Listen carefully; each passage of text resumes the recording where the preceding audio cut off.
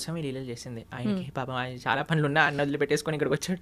ఎందుకోసము అని అంటే ఇప్పుడు చూడండి మన పరమాత్మకి ఎంత చాలా మంది అడుగుతారు ఏంటి మీ దేవుడికి ఇన్ని లీలలేంటి అవతారాలేంటి, మా దేవుడు మాత్రం ఎక్కడో పైన స్వర్గానికి అక్కడ ఉంటాడు, అక్కడ నుంచి అన్ని చూసుకుంటాడు. ఇప్పుడు చూడండి ఒక వ్యక్తి ఉన్నారు, ఆయన ఇప్పుడు మీకే చెప్తానండి. మనం ఒక సుడిగుండంలో ఒక వ్యక్తి పోతున్నాడు అనుకోండి, కాపాడండి కాపాడండి కాపాడండి అని వస్తాం. కానీ మనం వెళ్తామా, వదిలేండి ఏదైనా తాడుందా అని తాడేస్తాను అనుకోండి, తాడేస్తే నేను సేఫ్గా ఉండాలి, వాడు సేఫ్గా ఉండాలి. ఎందుకంటే వాడికి మనకి పెద్ద సంబంధం లేదు కాబట్టి ఏం పర్వాలేదు.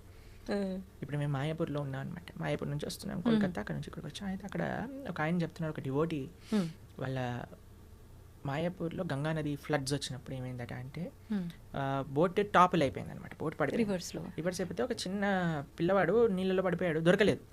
అయితే ఆ పిల్లవాడు పొయ్యాడు, నీళ్ళలో పడిపోయిన మరుక్షణమే వాళ్ళ అమ్మకి హార్ట్ అటాక్ వచ్చి ఆవిడ కూడా పోయింది అనమాట. నా పిల్లవాడు పోయాడు అనే షాక్లో.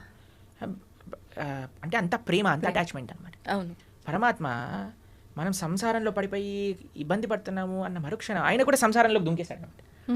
ఎందుకు దుంకేశాడు అంటే మనల్ని కాపాడడానికి. ఎలా కాపాడాడు వీడిని అంటే వీడికి సినిమా చాలా ఇష్టం కదా అని ఆయన కూడా పాపం సినిమాలో హీరోయిన్ లీలలు ఏమంటారు ఆ మూవీ నడిపినట్టుగా ఆయన కూడా అన్ని లీలలు చేశారు. అయ్యో మనుషుడు ఎప్పుడైనా మన లీలలు వింటాడేమో, లీలలు దర్శిస్తాడేమో, లీలలు చూస్తాడేమో, లీలల గురించి అనుభవిస్తాడేమో, అయ్యో లీలల పైన ప్రేమ పెంచుకుంటే, నా నామం పట్ల ప్రేమ పెంచుకుంటే నా దగ్గరకు వచ్చేస్తాడు కదా అని పాప ఆయన అంత ప్రయత్నం చేశాడు.